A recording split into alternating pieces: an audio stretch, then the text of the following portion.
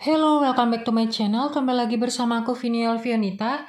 Di video kali ini aku akan share soal dan pembahasan tentang tes wawasan kebangsaan atau TWK di part yang kedua ya teman-teman. Kalau teman-teman belum nonton yang part sebelumnya, kalian bisa cek di description box atau bisa cek di playlist aku namanya Study With Me ya. Oke, di video kali ini aku akan sediakan 6 soal ya teman-teman. Untuk satu soalnya itu aku kasih jeda waktu 10 detik untuk teman-teman menjawabnya. Kalau teman-teman merasa 10 detik kecepatan, kalian bisa pause dan nanti kita akan jawab bareng-bareng. Oke, tanpa berlama-lama langsung saja nih kita masuk ke soal yang pertama. Tunggu dulu. Jangan lupa dukung channel aku dengan cara subscribe ya. Terima kasih. Soal nomor 1. Indonesia memiliki Lembaga Negara Garuda Pancasila yang dicantumkan pada pasal yang diamandemen pada amandemen ke A pertama, B kedua, C ketiga, D keempat, E tidak berubah. Kita mulai.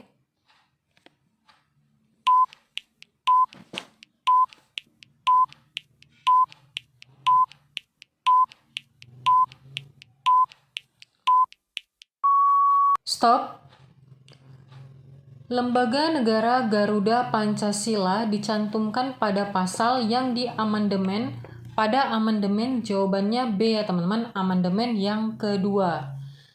Nah, untuk pembahasannya, bahwa lembaga negara diatur pada pasal 36A yang merupakan hasil amandemen kedua, yaitu pada tanggal 7 sampai dengan 18 Agustus tahun 2000. Jadi jawabannya adalah yang B ya teman-teman.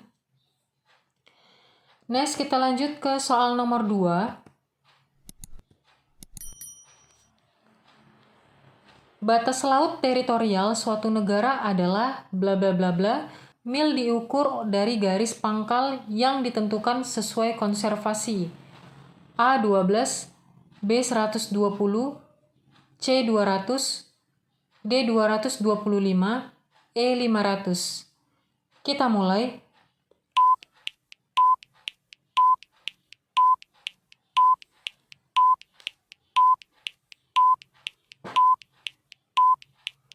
Stop.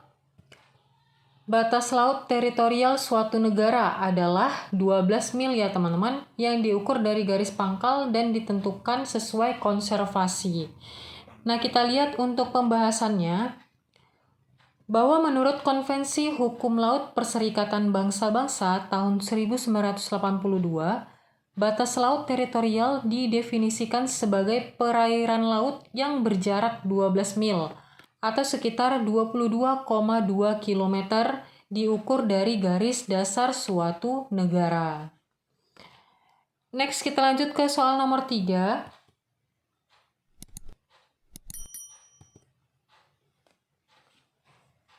BPUPKI adalah sebuah badan yang dibentuk oleh Jepang guna menyelidiki segala hal yang berkaitan dengan upaya kemerdekaan Indonesia.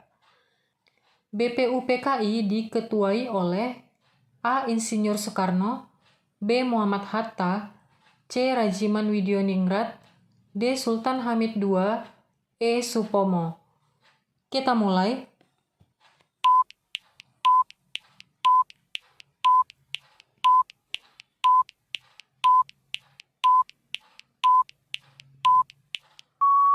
Stop. Jawabannya C ya teman-teman, Rajiman Widioningrat. Untuk pembahasannya, BPUPKI dibentuk pada tanggal 1 Maret 1945 dan dilantik pada tanggal 28 Mei 1945 dengan ketua pertama yaitu Rajiman Widioningrat dengan wakil ketua Ichibagashi Yoshio dari Jepang dan Raden Panji Sueroso. Jawabannya adalah C ya teman-teman, itu adalah ketua BPUPKI. Next, kita lanjut ke soal nomor 4. Kalau teman-teman punya jawaban yang berbeda, kalian bisa komen di bawah ya, kasih tahu alasan teman-teman semuanya. Soal nomor 4. Isi dari pokok pikiran kedua, pembukaan Undang-Undang Dasar 1945 adalah A. Memuat pernyataan kemerdekaan rakyat Indonesia sebagai tindakan yang luhur dan suci yang mendapat rahmat Tuhan Yang Maha Esa serta dijiwai oleh kehidupan yang bebas. B. Memuat tujuan berdirinya negara Indonesia dan dasar negara yaitu Pancasila. C. Memuat pernyataan sikap bangsa Indonesia yang menjunjung tinggi hak asasi bangsa berupa kemerdekaan dan sikap anti penjajahan. D. Negara bermaksud untuk mewujudkan keadilan sosial bagi seluruh rakyat Indonesia. Dan yang E. Memuat kemerdekaan untuk berserikat dan berkumpul. Kita mulai.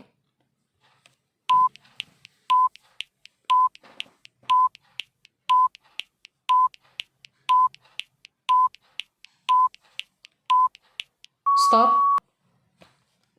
Jawabannya adalah D ya teman-teman. Negara bermaksud untuk mewujudkan keadilan sosial bagi seluruh rakyat Indonesia. Itu adalah isi dari pokok pikiran yang kedua.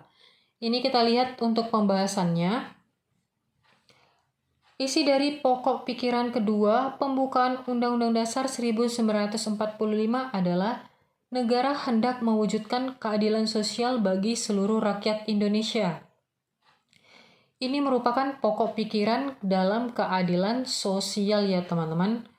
Pokok pikiran yang hendak diwujudkan oleh negara bagi seluruh rakyat yang didasarkan pada kesadaran yang sama untuk menciptakan keadilan sosial dalam kehidupan masyarakat. Jadi isi pokok pikiran yang kedua termasuk dalam Pancasila, sila yang kelima ya teman-teman, keadilan sosial. Next kita lanjut ke soal nomor 5.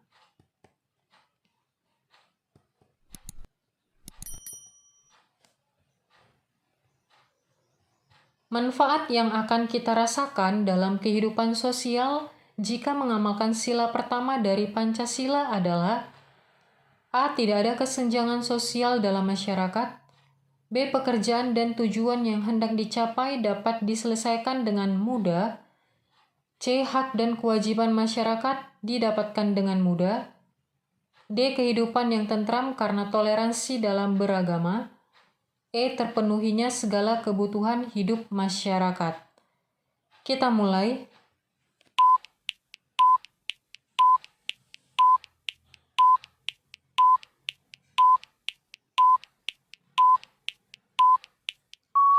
Stop. Manfaat yang kita rasakan dalam kehidupan sosial jika mengamalkan sila pertama. Jawabannya adalah yang D ya teman-teman. Kehidupan yang tentram karena toleransi dalam beragama. Untuk pembahasannya, manfaat yang akan kita rasakan dalam kehidupan sosial jika mengamalkan sila pertama dari Pancasila adalah kehidupan yang tentram karena toleransi dalam beragama. Karena sikap positif terhadap sila pertama Pancasila adalah membangun kerukunan antar agama, harmoni sosial, dan spiritualitas yang mendalam dalam masyarakat, dan hal ini penting untuk menjaga keseimbangan antara nilai-nilai keagamaan dan kepentingan bersama dalam bingkai negara yang demokratis dan berkeadilan. Jadi jawabannya adalah toleransi ya teman-teman, yang D. Next kita lanjut ke soal nomor 6, soal nomor terakhir.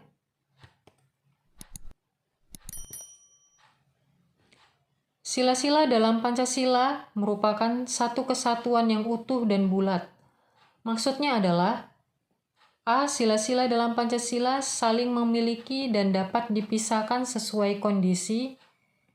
B. Sila-sila dalam Pancasila dapat saling dipertukarkan.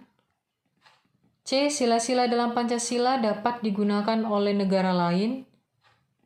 D. Sila-sila dalam Pancasila saling berkesinambungan. E. Sila-sila dalam Pancasila terbatas pada 5 hal. Kita mulai.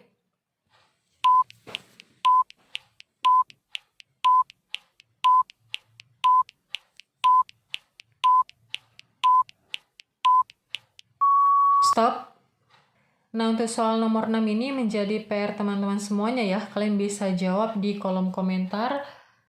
Oke, segitu aja untuk soal tes wawasan kebangsaan TWK di part yang kedua. Kalau kalian suka silakan like. Kalau ada pertanyaan, ide, tanggapan, atau saran, silakan komen di bawah ya. Dan jangan lupa please teman-teman dukung channel aku dengan cara subscribe agar aku semakin bersemangat lagi untuk membuat video terbaru lainnya. Dan bagi yang udah subscribe, aku ucapkan terima kasih banyak. Sampai jumpa di next video. Bye-bye.